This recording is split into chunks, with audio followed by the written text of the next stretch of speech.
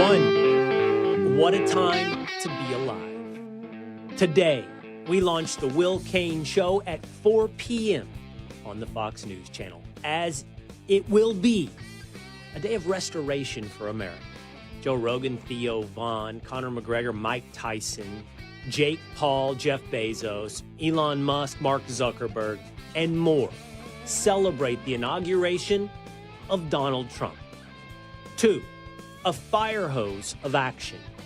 Might be a good day to launch a show centered around the news, to launch the Will Cain Show, because with 200 executive actions, over 40 executive orders, and a massive announcement today on infrastructure, how do we process the flurry of action for Donald Trump? We'll do so with Joey Jones. 3, Ohio State beats Notre Dame. Ohio State is your national champion. Sorry, two-a-days.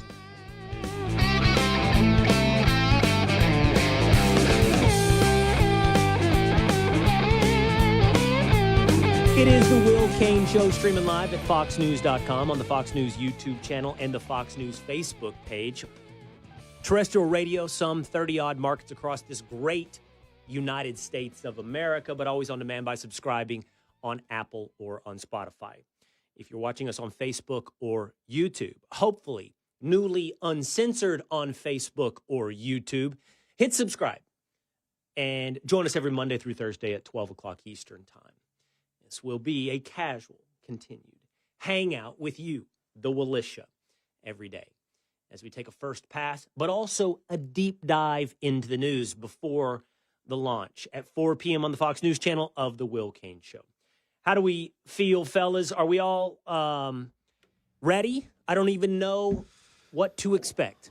All I know is that my first scheduled guest appears to be President Donald Trump, as he is set to make a massive announcement at 4 o'clock Eastern Time. Taking over the show already. Infrastructure. Yeah, we appreciate the president announcing massive news on the debut episode of the Will Cain Show. What a time to be alive. I mean, the streets in the Rotunda filled with a absolutely remarkable sense of joy. I want to show everyone watching at home and you guys back in the studio just a little bit that caught my attention yesterday. I mean, the number of people gathered yesterday at the Rotunda was full of the usual suspects. There was, of course, the cabinet members, like our friend, nominee for Secretary of Defense Pete Hegseth, people like Senator Ted Cruz, but also people like the Nelk boys, people like Conor McGregor, people like Mike Tyson, Jake and Logan Paul, and Theo Von. Take a look at this moment from the Rotunda seating, where Theo Von was in a row just in front of Jake and Logan. It happened. I said it would. We got to see here. We got to see here. I got it on videos here. It actually happened. Kamala's chairs. Kamala's chairs. That's Theo Von sitting next to one of the Nelk boys, falling into the laps of Logan and Jake Paul. Theo did go to social media and suggest it was a setup, that the Pauls had jimmied with his chair to ensure that he fell. I don't know. There's something perfect about this in that it is a solemn and serious occasion supported by, the bro culture of America. I love it. It's so good. It's weird. It's weird seeing all those guys together, just, celebrating Trump and in that forum. It's great. Take a look at this. This is Mike Tyson on the shoulders of Jake Paul. I mean, that's some good strength right there. Yeah, you got to give credit to Jake Paul. He is squatting Mike Tyson. Just a few months ago, they were putting on a fight for profit, and here they are today celebrating. It is wild, the transformation. I mean, Snoop Dogg performed at some of the parties over the weekend leading up to the inauguration of Donald Trump. I mean, 4 years ago, Snoop Dogg put out a music video where he was mock assassinating Donald Trump. It's wild, the transformation. Snoop Dogg, my buddy, who once called me a devil and pleaded with Stephen A. Smith to do away with me. on ESPN. It's just wild. The way the culture has shifted, the way everyone is ready for this moment, and the way that Donald Trump immediately went to action in this moment. Now, as you guys know, not everybody is excited. We should take note for a moment that yesterday, if you tuned away from the celebration, you saw a bit of dour from the likes of CNN or MSNBC. And this was what they decided was one of the big stories of the day. After the inauguration, Donald Trump and much of his supporting cast went to Capital One Arena to sign executive orders. Well, Elon Musk took to the stage. And I want to let you hear how CNN processed Elon Musk waving to the crowd. I just want to look at that salute that he gave again, just if anybody missed it, we'll just show it again. He's just wrapped up here. You can hear the... All right, so we just showed that. We just showed that. Right. It's worth Salute. It was quick.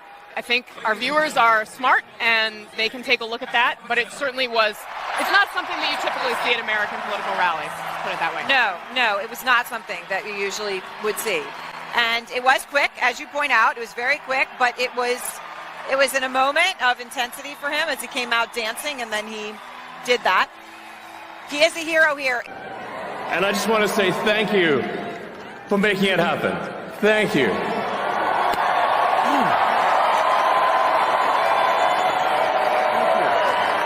My heart goes out to you. It is thanks to you that the future of civilization is assured. So that, fellas, everyone watching, Willisha, that has been described as a Nazi salute.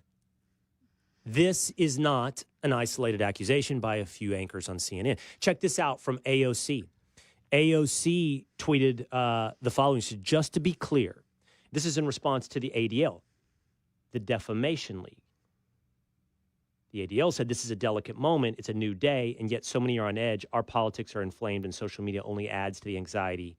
It seems Elon Musk made an awkward gesture in a moment of enthusiasm, not a Nazi salute. Alexandria Ocasio-Cortez went back to the ADL. She explained Nazism to the ADL. She said, just to be clear, you're defending a Heil Hitler salute that was performed and repeated for emphasis and clarity. People can officially stop listening to you as any sort of reputable source of information now. You work for them.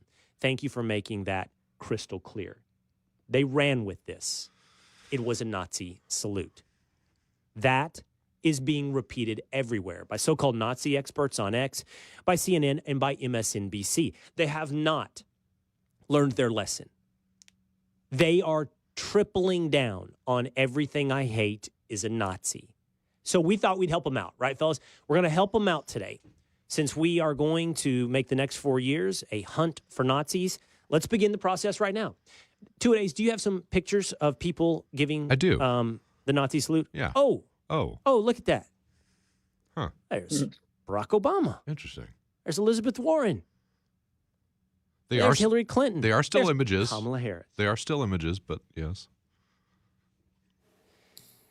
Well, this isn't a still image. Let's take a look at your would-be vice president of the United States. How about Tim Walz, who gave... Oh, no. No. That looks like a Nazi salute to me if Elon Musk's is a Nazi salute. There is a similarity, by the way, between Tim Walz and Elon Musk. Big in time. that it's an awkward moment from an awkward man suggesting that my heart goes out to you, the crowd. But this is what they're going to do. This appears to be their new tactic, that they are going to suggest that anything and everything they oppose is a Nazi salute. Young establishment James is joining us from Washington, D.C. He's bumped tinfoil Pat out of your ears and off of your screen. But might as well, since you're here. So you snuck into some parties last night. Is that right? You snuck into the Liberty Ball? Well, I'm not going to say that, but what I can say is that confidence, a good suit, and a good screenshot can go a long way in this town. Committing crimes is fine. And how did you like it? Did was you awesome. party at the Liberty Ball? It was awesome. It was really cool. A lot of cool people there. A lot of Fox people. Everyone was just, there was an atmosphere of joy in the room. Yeah, that read through our televisions, that read through the streets. And I want to say this, and we're going to get into some of this in just a moment with my guest, Joey Jones, but there's a lot of attention on what I'm talking about. There's a lot of attention on the tech bros and the billionaires that were there with Donald Trump, even during the inauguration, even in the Rotunda. But this was, I think, a election and a message and an inaugural address and a moment for the people. This is a populist America First moment driven home by that speech from Donald Trump. It seems to, and we will remain skeptical, and we will remain in I'll believe it when I see it mode. It seems to, though, have swept up Mark Zuckerberg, swept up Sundar Pichai of Google, swept up Sam Altman of OpenAI. But make no mistake, I think, as illustrated by the 200 executive actions, all grounded in a populist movement, meaning supported popularly in every polling, that this is a moment for the people. If those rich individuals believe that they somehow have some type of extra influence, much less control over Donald Trump, I think they will be sorely disappointed by everyone else who's believed they've ever controlled Donald Trump. The crowd, as I mentioned, did include the likes of Theo Vaughn, Jake Paul, and the Nelk boys, Elon Musk. One of the big stars from yesterday, though, was Barron Trump. Everybody is talking about Looked great. His aura. Looked great. That's what the kids like to say. His aura. Oh, is that what the kids say? That's what they talk about, man. Mm. Yeah, aura. Big aura. Jeff Ross, comedian, there yesterday. Marjorie Taylor Greene. Just a ton of unexpected people. Jeff Bezos, Lauren Sanchez, his wife. A ton of unexpected personalities. Joe Rogan there yesterday for the inauguration of Donald Trump. But with the flurry of activity, yesterday that culminated in a 60-minute Q&A session, one that was live and wild, as Peter Doocy asked Donald Trump live, hey, did Joe Biden leave you a letter? Trump looked in the desk. Watch. President Trump, did President Biden leave you a letter? He may have. Wait. Don't they leave it in the desk? I don't know. Oh. What's in there? Thank you, Peter. It could have been years before we got it. Wow. Thank you. Can you read that on the outside? Maybe we should all read it together. Let's read it. Well, maybe I'll read it first and then make that determination. That sounds great. Peter, thank you very much. I may not have seen this for months. That was wild, as he almost read it right there live to Peter Doocy and to us, the American people. It was an incredible day for him.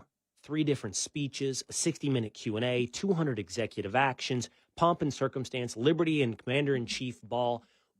What a display of energy, of action. What a day for America. Let's dive into this deeper now in just a moment with my friend Joey Jones, as he's going to join us to break down some of those 200 executive actions and what he thought about that first day of the restoration of America. That's coming up next on The Will Cain Show. Revoking security clearance for 51 intelligence agents who told us that Hunter Biden's laptop was Russian disinformation. Designating the Mexican drug cartels as foreign terrorist organizations. Shutting down the CBP-1 app and a show of force at the border. Just some of the executive actions taken yesterday by Donald Trump. It is the Will Cain Show, streaming live at foxnews.com, on the Fox News YouTube channel and the Fox News Facebook page. Always available by subscribing at Apple or on Spotify. That way you can listen to the Will Cain Show at your leisure, on your schedule. coming up today. Please set on your schedule 4 p.m. the launch of the Will Cain Show on Fox News Channel. Perhaps a more polished, a more refined version of this little project we've launched together, you and me at home, you and me and the boys in New York. Somehow we have been graced with the idea that we've done something worth expanding. And so today at 4 o'clock, while it will be different and it will be an evolution, as it will be a growth process just like this show has been, I hope you'll come along for the ride at 4 o'clock for the Will Cain Show on Fox News Channel. On my monitor here in my studios in Dallas, Texas, I have a list of some of the executive actions taken by Donald Trump. It's hard to keep up. There are so many. Just as a sampling I have up for you here, we can take a look. Hiring freeze on all federal employees. Demand for all federal employees to return to work in person in Washington, D.C. Revoking the idea of birthright citizenship. Imposing a tariff on Canada and Mexico beginning February 1st. Restoring the name of Mount McKinley from Denali to Mount McKinley. Renaming the Gulf of Mexico the Gulf of America. And more. Just a flurry of activity that I think is unmatched in American history, but not one that Donald Trump was unprepared for. Between the lawyers, the staffers, they were ready to go in multiple signing sessions at Capital One Arena and from the Resolute desk in the White House. But what's most important? Well, we're joined now by Joey Jones, the author of Unbroken Bonds of Battle. You catch Joey on Fox and Friends. You catch Joey on The Five. Catch him on the Fox News Channel. Now, you can check him in a poncho shirt on the Will Cain Show. What's up, Joey?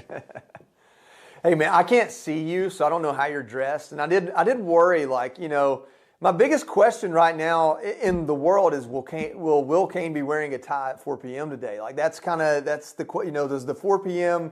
network show. That's a tie show, right? Or how does that go? I think, Joey, I'm, for the record right now, like you, I'm wearing a poncho button-down Western. Okay.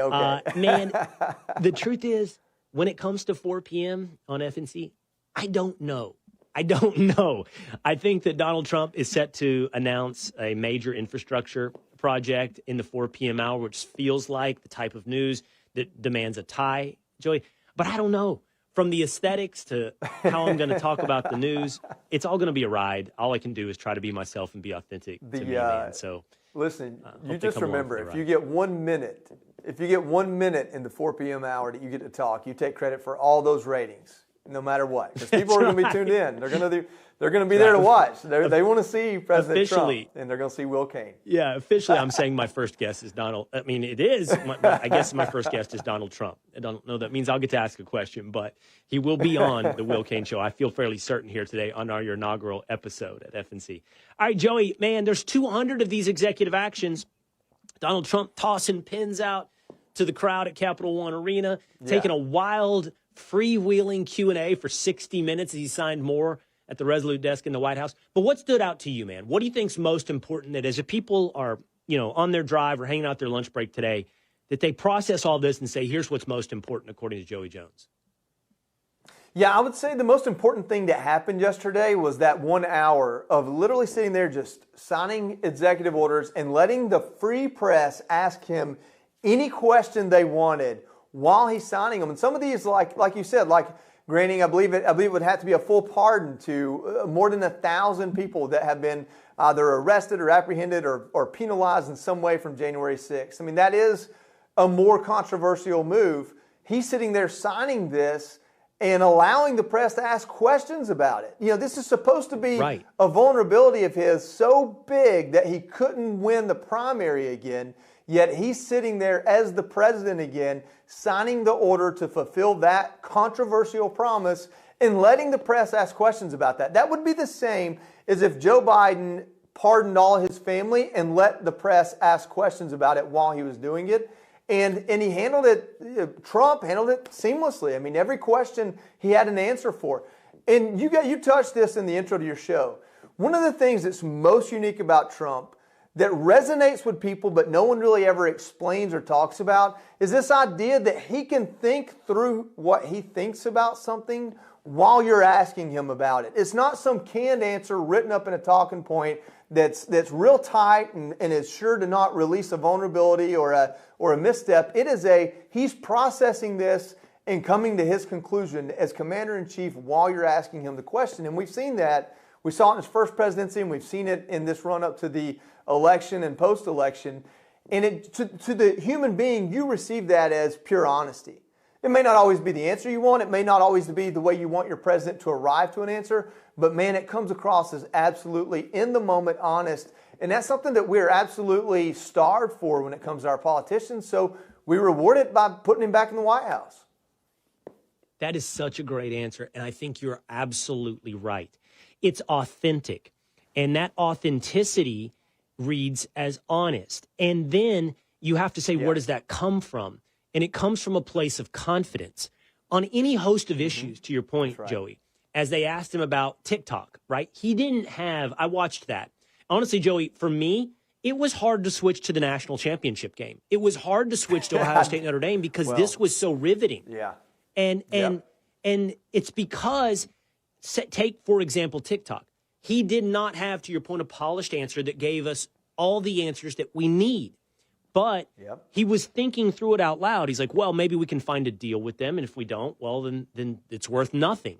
And he was doing that even on issues like you point that by any other politician will be considered a political liability, like the choice to pardon 1,500 January 6th prisoners. But he handles it with an openness that has to be rooted in confidence. I feel confident about my decision.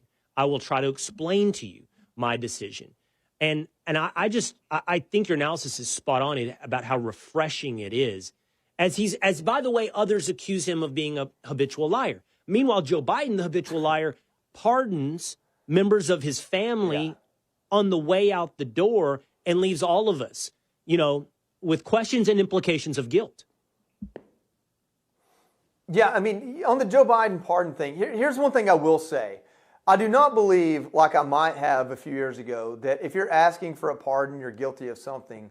Because we've seen the Justice Department in this country be absolutely weaponized. And so the faith isn't there. So I at least understand that there's a justification you can give.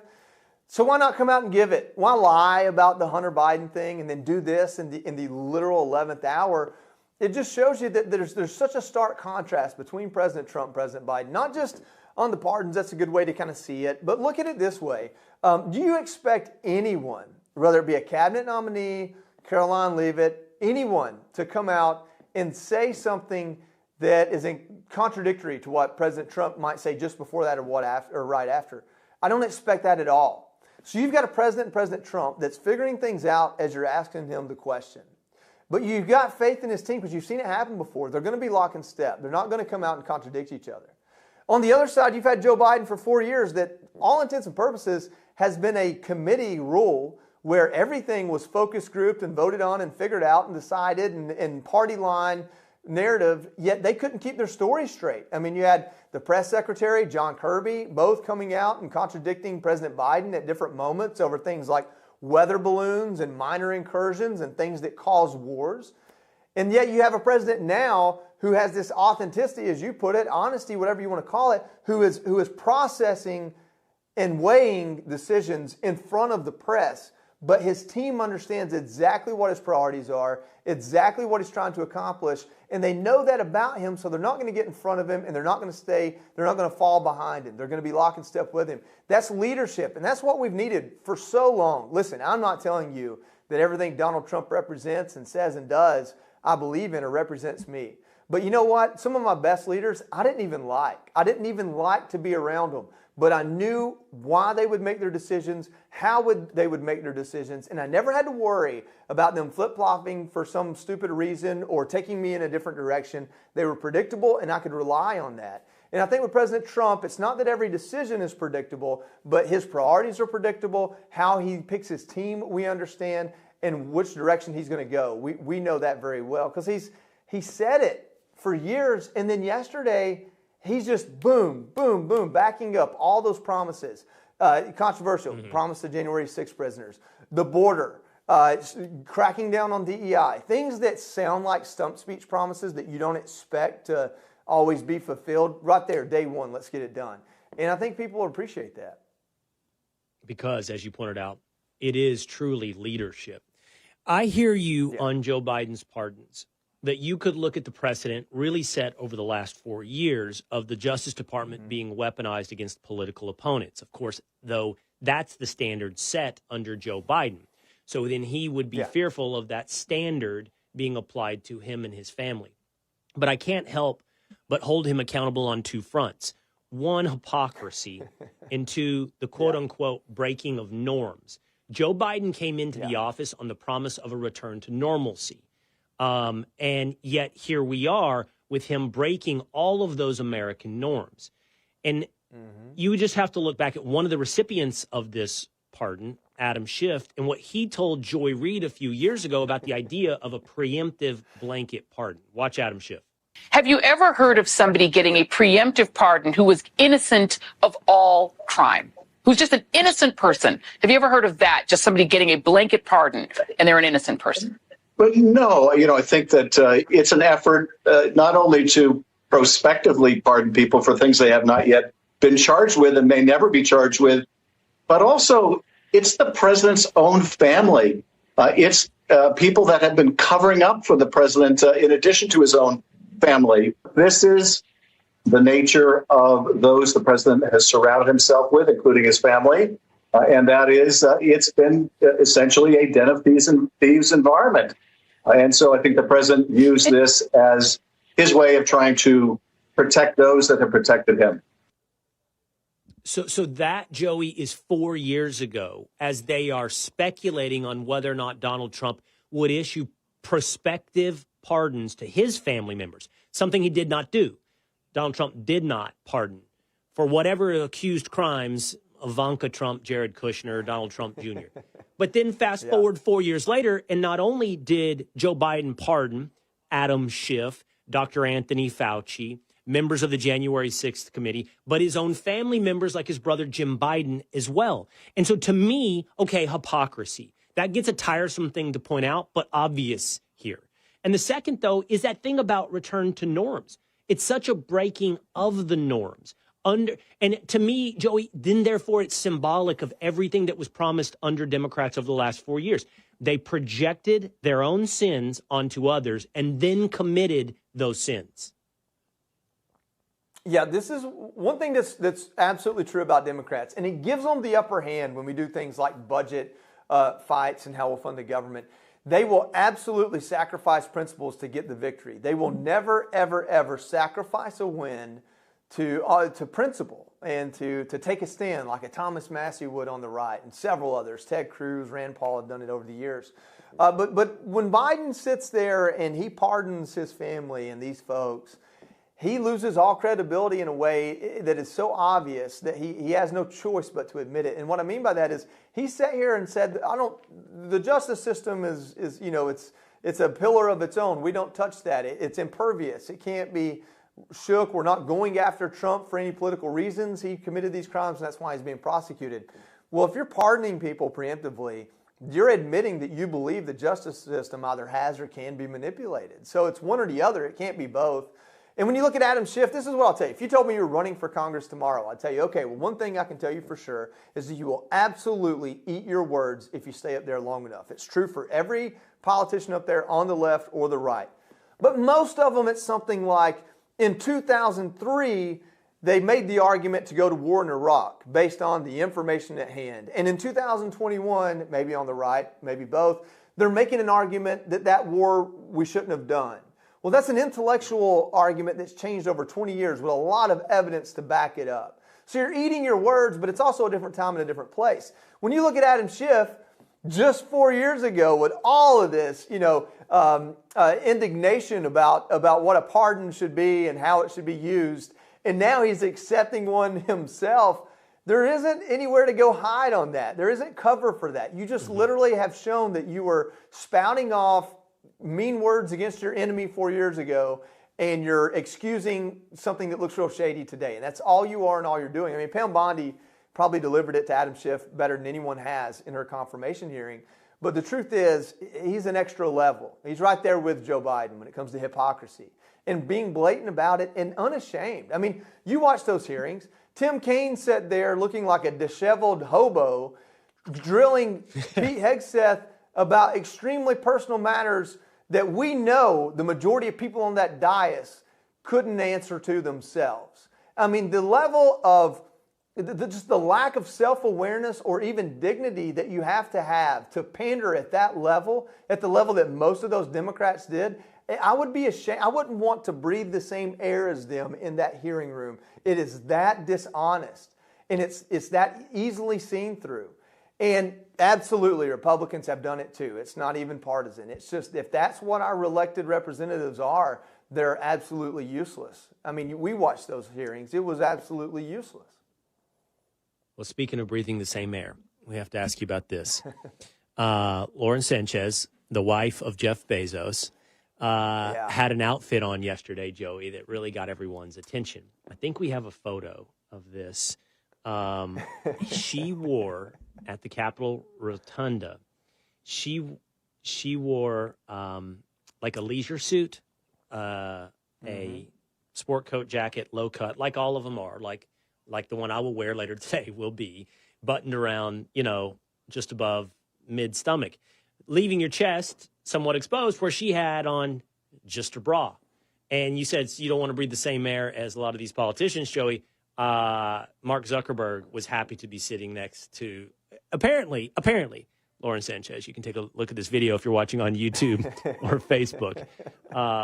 Play that again because it's quick, but he sneaks himself a little peek down at the person sitting to his left, which was Sanchez. He didn't look at her in the eye. Let's put it that way.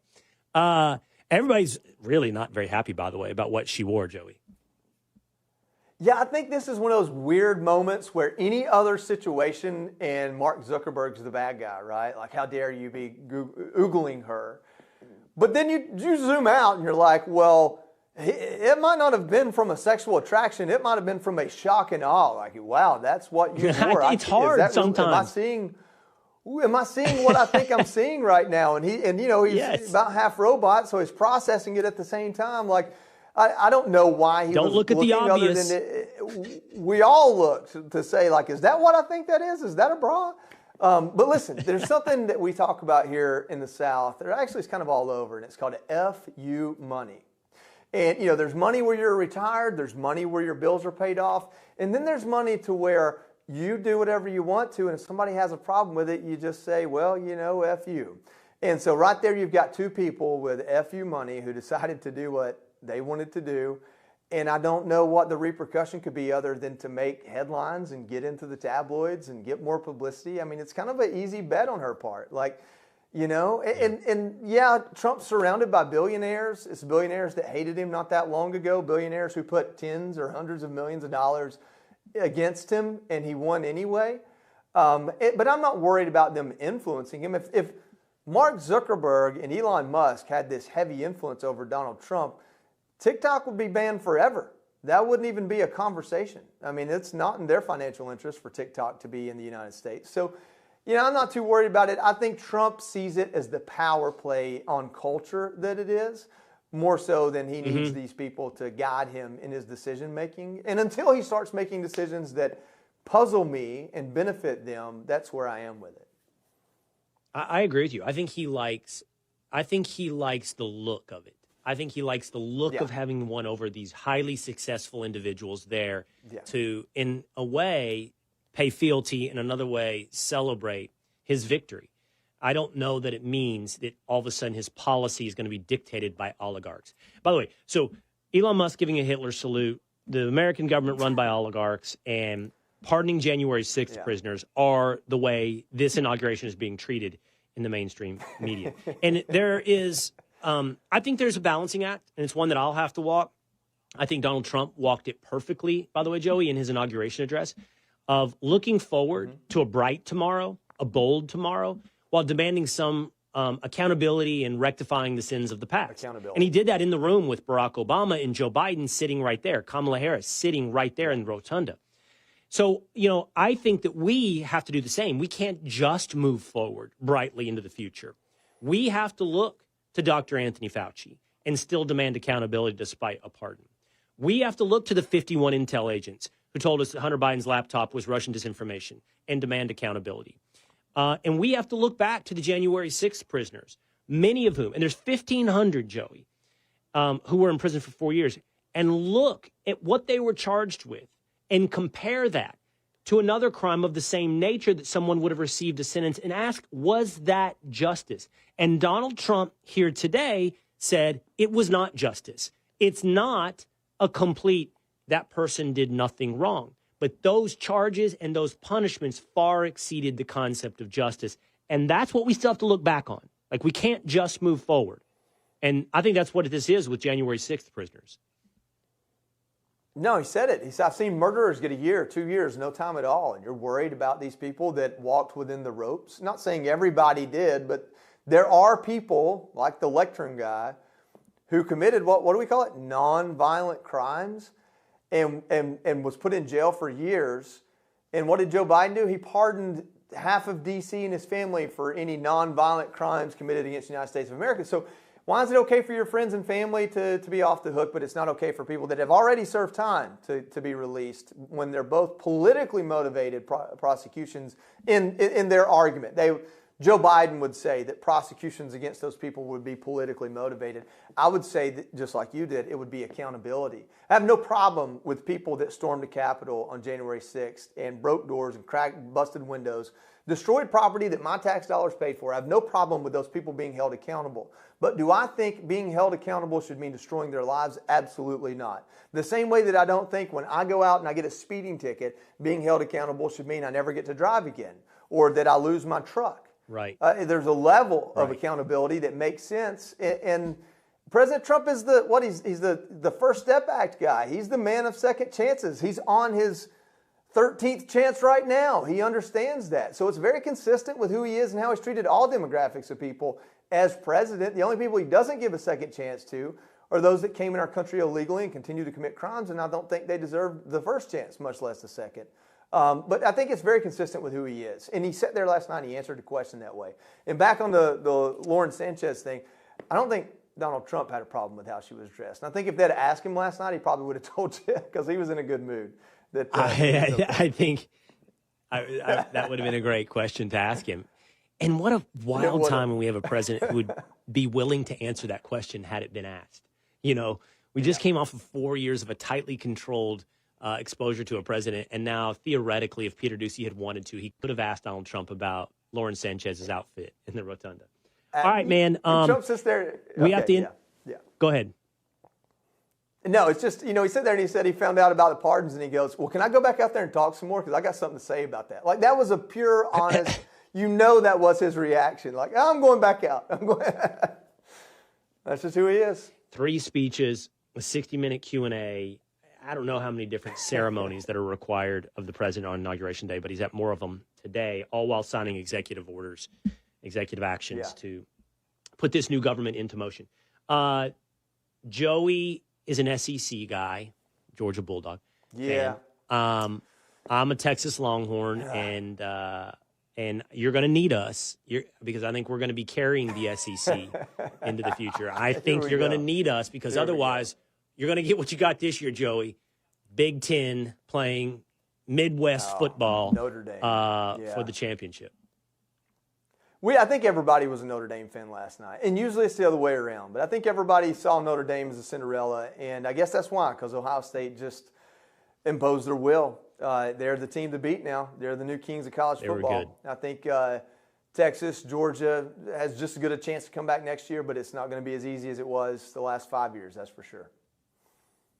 All right, Joey Jones, Unbroken Bonds of Battle here on the Will Cain Show. I expect and hope to be seeing him at 4 p.m. as well on the Fox News channel after the launch of the Will Cain Show. All right, Joey, thank you so much, man. Thanks, brother. Okay. All right, let's break down last night's national championship game. It was Ohio State over Notre Dame. Let's break it down with Ricky Cobb from Outkick next on the Will Cain Show.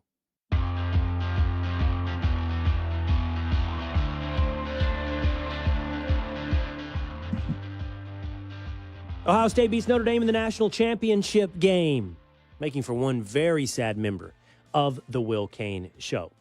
It is the Will Cain Show, streaming live every Monday through Thursday at 12 o'clock Eastern Time at foxnews.com, on the Fox News YouTube channel and the Fox News Facebook page. Hit subscribe at Apple or Spotify. Every Friday, there is a Cain on Sports edition where we exclusively talk about sports. And you can only get that by subscribing on Apple or on Spotify. Recent guests breaking down, for example, the NFL playoffs and the national championship game, where Outkicks Dan Dockich. I don't know, because we're working on our current guest, the founder of Super 70s Sports and the Ricky Cobb Show at Outkick. I don't know if my producer, Two-A-Days Dan, can hop on air because he's in charge of bringing guests on, but he is the one saddest about the events last night. How are we feeling, Dan? Not feeling great. It's okay. It was a tough night.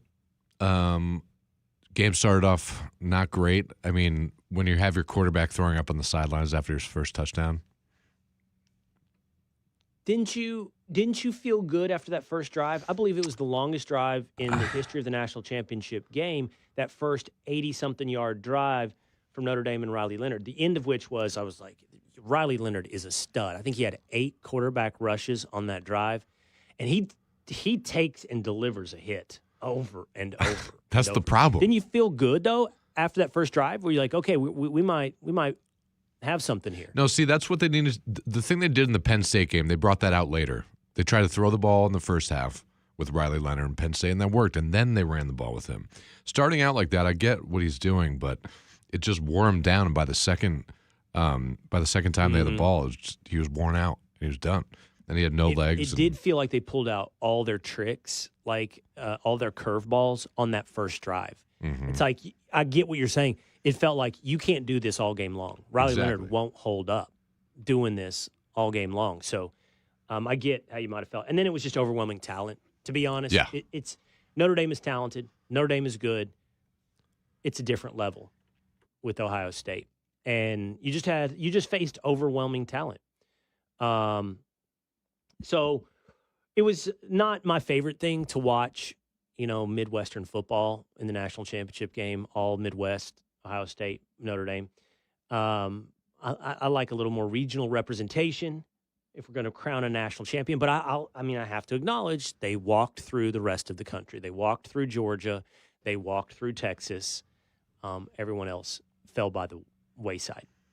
It's true. I'm just glad that we got there. I got to take it. I was a little upset. As you can see in my text messages last night, I was trying not to bother you guys with my sadness, but it's all right.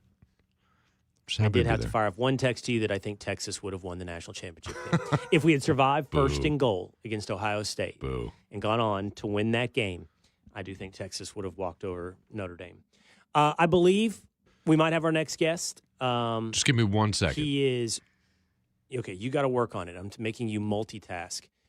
We got a fancy new setup here in Dallas, Texas. I think it's fancy. We have a new setup here in Dallas, Texas, with all kinds of technology running around. I'm going to end up with cancer from so many different things that are broadcasting in this space that I have here. But with fancy new technology, it takes some getting used to as we bring in Ricky Cobb of Outkick. So we're working on that as we speak. I want to point out 2 notes from last night's national championship game that I think are remarkable and worth commentary. Halftime, ESPN aired something like, I would say, a 90-second to 2-minute video from President Donald Trump. He took some time yesterday to record a video addressing the nation and the 2 teams, Ohio State and Notre Dame. It did leave some people going, why are you hearing from Donald Trump during a college football game? Well, it's because it was a major event yesterday, the inauguration of Donald Trump. And it's worthy and of note. And you do hear from presidents during national championship games, during the Super Bowl. So for those that thought we were entering another 4 years where Donald Trump is on the verboten list and everything about him is taboo, I think you were introduced to, it's a new America. Second, after the game, it doesn't surprise me about these 2 individuals. It's just notable, again, to hear on mainstream airways was Scott Van Pelt and Rhys Davis on ESPN talking about the faith of these two teams, in particular Ohio State. They did say faith in God and faith in one another was represented well by both Notre Dame and Ohio State. Riley Leonard, in an incredibly devout believer. But apparently Ohio State talked about their belief in God being a foundational element to what brought them together as a team. They apparently baptized players throughout the season, those who were non-believers that became converts. They did that throughout the season, and they talked about that sort of faith in giving it up to God made it easier for them to have faith in one another. And in a time when college football is undoubtedly devolving into a sense of selfishness, NIL, getting paid, and they didn't begrudge the guys, SVP and Reese Davis, they didn't begrudge the guys taking advantage of their market capabilities. It can create sort of this like mercenary free agent thing in college football. But faith playing a role in bringing all of those guys together and doing something selfless, which is required in winning a national championship game. You have to bring everyone together under a common purpose, under a common goal. And it's not just maximizing out your NIL. I thought those two things, Donald Trump's halftime speech and then that commentary and that revelation about Ohio State were remarkable, were notable coming out of the national championship game. Ohio State's just overwhelmingly talented, and that's the way it is. And you have levels of this that Georgia and Texas and Ohio State exist upon, and a few other programs. And honestly, Notre Dame's not quite there just yet.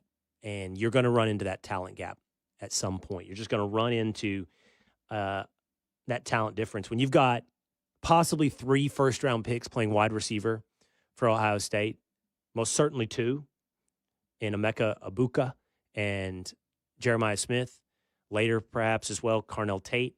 It's just, not to mention 2 NFL running backs, offensive line, defensive line. It's just a talent that's hard for many other programs to keep up with. So joining us now is Ricky Cobb of the Ricky Cobb Show at Outkick. He's founder of Super 70 Sports. What's up, Ricky? Hey, my man. Just, fighting Zoom over here. But a pleasure to be with you as always. I'm glad to get you on the show. What was your big takeaway last night from the national championship game? Well, I think it went as expected. I thought that Ohio State would win. Notre Dame, look, they were spirited. They fought. I don't think it was Marcus Freeman's best night on the big stage. I think he got out-coached by Ryan Day. So am I surprised with the outcome? No. Notre Dame, a lot of fight, but I think Marcus Freeman wasn't ready for prime time last night. So a lot of people talk about, look, Chip Kelly, Ohio State's offensive coordinator, had a whole bag of tricks and give them problems. And for example, managed to get Jeremiah Smith in one-on-one coverage several times, including a touchdown and that late game-sealing pass, 57 yards that basically won the game for Ohio State. So that was something, by the way, for example, Texas was capable of avoiding their coverage with Jeremiah Smith, but it doesn't stop it because Ohio State has so many weapons. So where did you see the failure of Marcus Freeman? Strategically, you're down 28-7 third quarter, and that was a very poorly executed fake punt attempt. I think that was telegraphed, and probably everybody and their mother saw that fake punt coming. And then the decision to kick the field goal in the fourth quarter. You're down 16 points. It's a 2-possession game.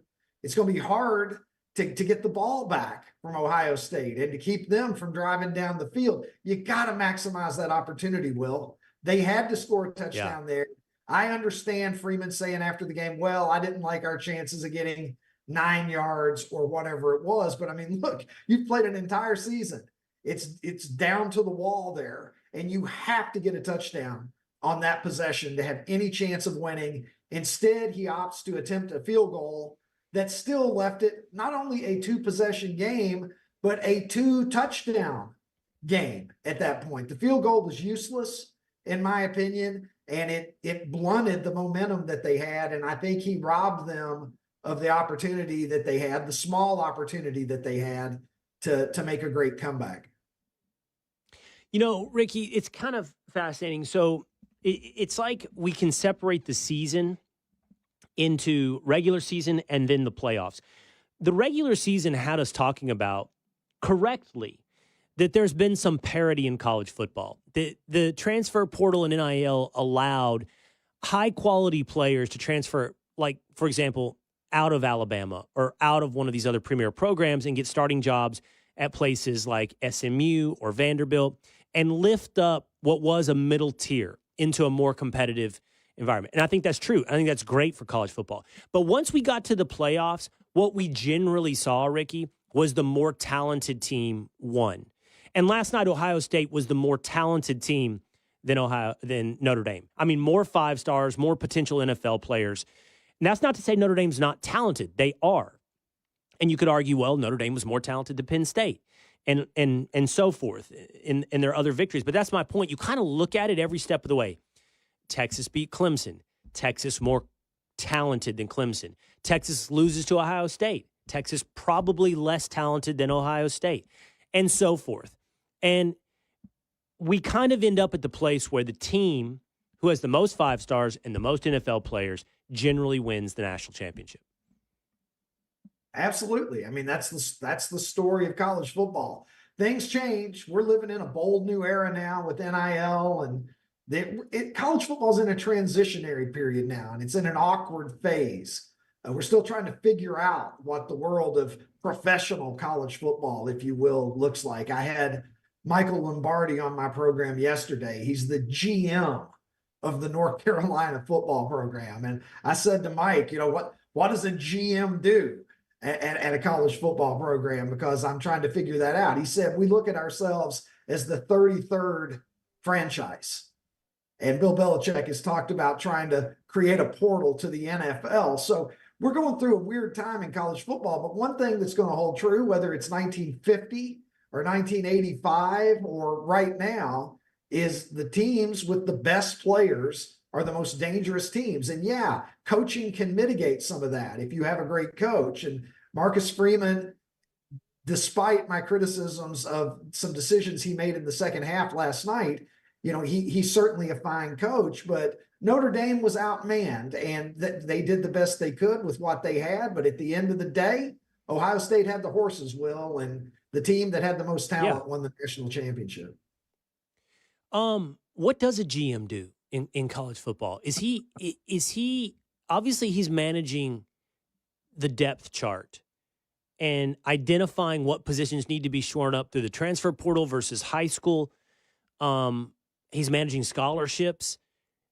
He is probably, I guess, in whatever word we want to use and how this is legal to do so, recruiting other players through the transfer portal, talking to agents, and recruiting his own roster. Some of this job overlaps with the head coach. But is the GM also managing NIL? And by the way, Deion Sanders has a great video about this. NIL suggests that players are making money off their name, image, and likeness, like media and marketing deals. And that's not really the case. I mean, it's growing, but what we're really talking about is collectives. Each one of these colleges has collectives that either billionaires or sometimes just fans give money to, and then they pay that money out to players. It's just straight paying players to come.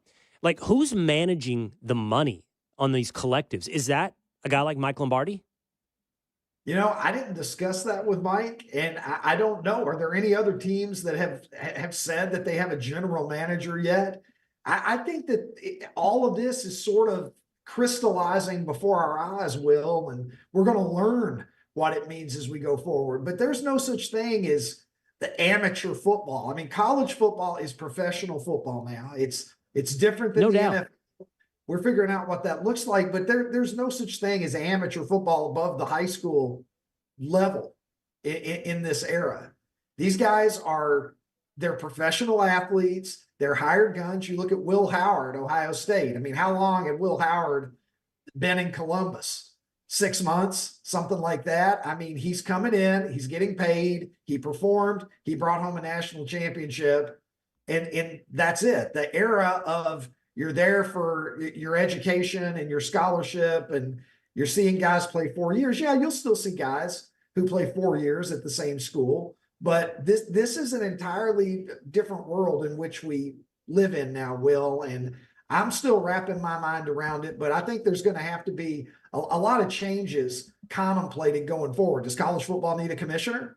People have talked about Nick Saban. Would Nick Saban be a good commissioner? He certainly has a lot of pointed opinions, but somebody's going to have to get in charge of this and figure out what this is going to look like, because we've got a professional model now in college football, and I'm not sure that common sense and reason has caught up to that in every respect yet.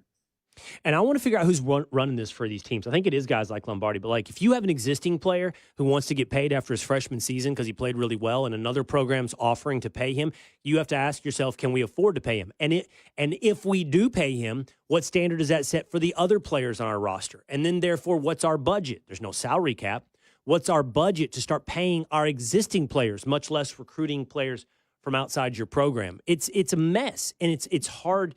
It's going to take a genius to jump in there and try to sort this out. All right, Ricky, finally, let's do this, because college football is all about hope. That's all it is. It's hope. We package and we sell rah-rah, community, and hope. And, like, I already read recruiting I'm because that's how I roll. I'm already read recruiting for Texas. So next year, who do you have, Ricky, as the favorite to win the national championship in 2026? Look, as it stands right now, Ohio State at this point, there's so much parity. Will. You look at who will play year, quarterback? So much parity. Well, I'm sure they're going to have to go into their pockets for that. They'll find somebody. Everybody's on a series of one-year deals. Will, yeah, imagine Major League Baseball where every player is on a one-year deal. And you just say, hey, we could use Aaron Judge next year. Let's throw some money at him and bring him in. I'm certain of one thing. You've got a lot of people with a lot of money at the Ohio State University who I'm sure are bound and determined to cover the quarterback position very well going forward. But there's so much parity, Will. Ohio State this year, they were the most talented team. But college football right now, I don't see a super team on the horizon, and I'll ride with the champions if you're going to make me give you a prediction. All right. Well, most preseason polling, which I've already read, has one of two teams at number one, and if not, they're at number two. So your top two teams heading into next year are Ohio State and Texas, followed there by Oregon, Georgia, Notre Dame. That's generally your top five for the 2025-2026 season. You'll get more of this broken down in depth at the Ricky Cobb Show at Outkick.com. I appreciate you jumping on today on the Will Cain Show. Thanks, Ricky. Hey, thank you, Will. Always a pleasure talking with you. All right. Okay. By the way, we've got NFL playoffs coming up a little bit later this week. We're going to break that down in the Cain on Sports episode of the Will Cain Show.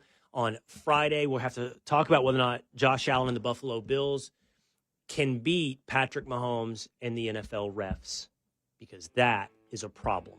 I think we all have to agree. That's a problem. Plus, we'll be back every day this week. We'll break down the first episode of The Will Cain Show at 4 p.m. on the Fox News Channel. You know what we'll do. We'll go through my highlights and my lowlights. We'll figure out what's working together right here at noon every day this week on The Will Cain Show. I'll see you next time.